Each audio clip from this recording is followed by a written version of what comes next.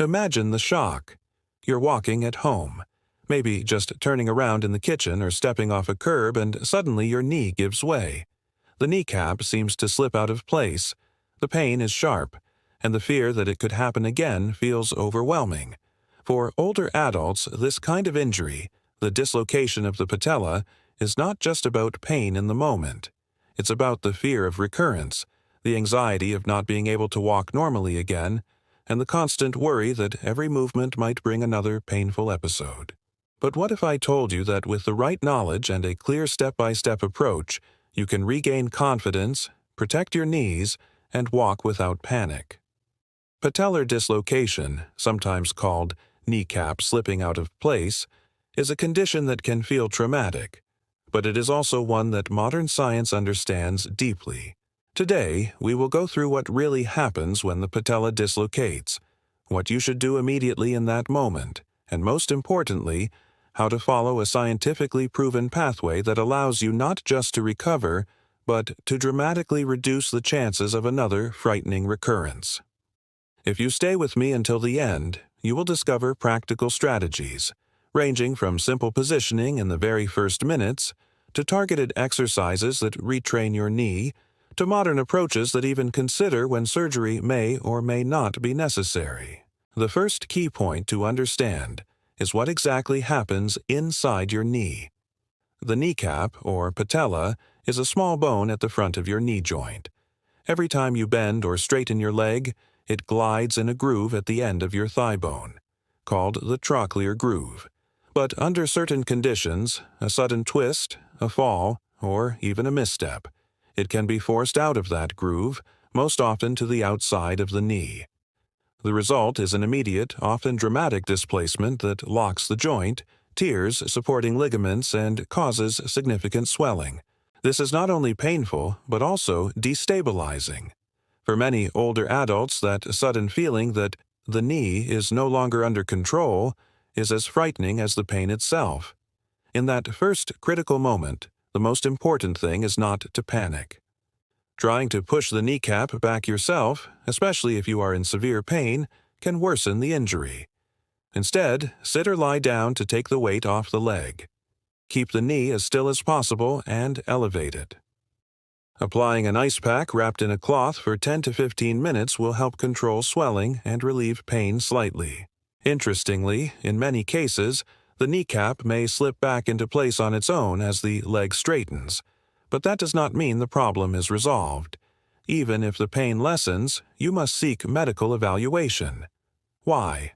Because inside the joint, hidden damage may have occurred. Ligaments may be torn, cartilage may be chipped, and without proper management, this sets the stage for future dislocations. Once you arrive at the hospital, doctors will confirm the diagnosis. Often, an X-ray is the first step, checking whether bone fragments have broken off. In more complex cases, magnetic resonance imaging reveals damage to ligaments such as the medial patellofemoral ligament, the key stabilizer of the kneecap, as well as any cartilage injuries. This distinction is critical because if cartilage is damaged, the long-term outlook changes, with a higher risk of developing osteoarthritis in that joint. The days following the dislocation are equally important. In the first 2 weeks, the focus is on protection, pain control, and preventing further instability. A knee brace or supportive patellar sleeve may be prescribed. These braces, particularly those with an opening in the center and a silicone ring around the kneecap, provide gentle guidance, keeping the patella centered as you make small daily movements. Using crutches can help reduce stress on the joint, and many older adults find that this simple precaution allows them to move safely without the fear of collapsing again. During this stage, applying ice 2 to 3 times a day and keeping the leg elevated can make a significant difference in recovery. But protecting the knee is only the beginning. Around weeks 3 to 6, the real work begins. Regaining mobility and reactivating the quadriceps, the large muscle at the front of the thigh. Without this step, the knee remains vulnerable. Gentle exercises are introduced. Bending the knee slightly while seated, pressing the back of the knee into the bed while contracting the thigh muscle, or lifting the leg straight while lying down.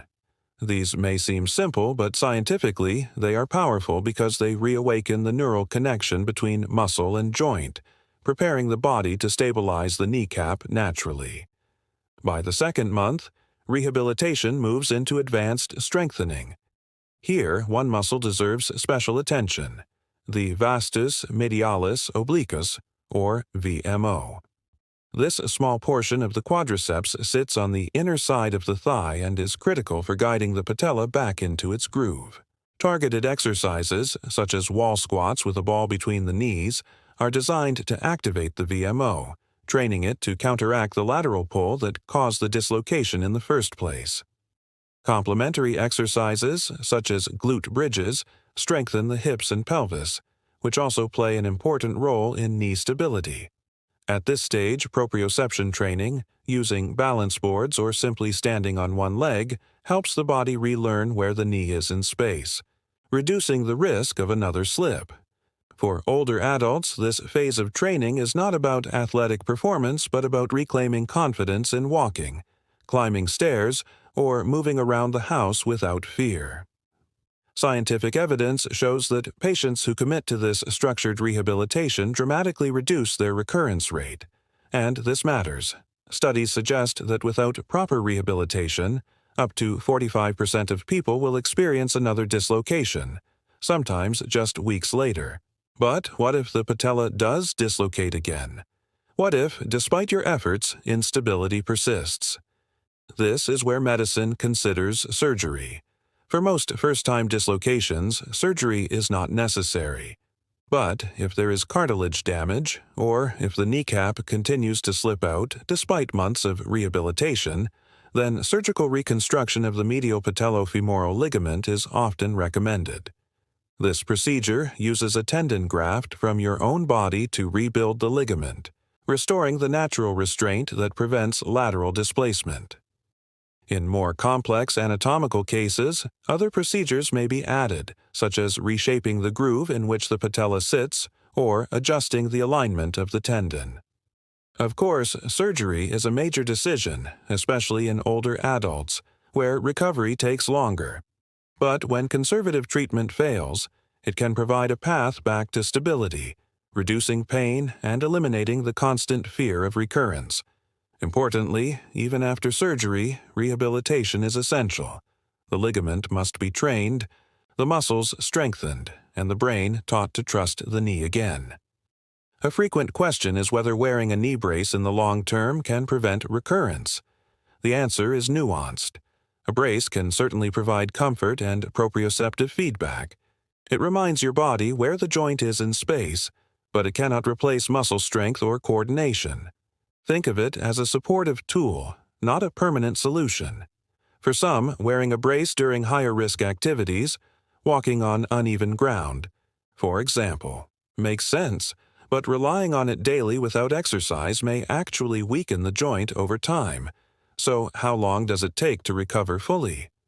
For a first dislocation without cartilage damage, 6 to 12 weeks is a realistic timeline to return to normal daily activities.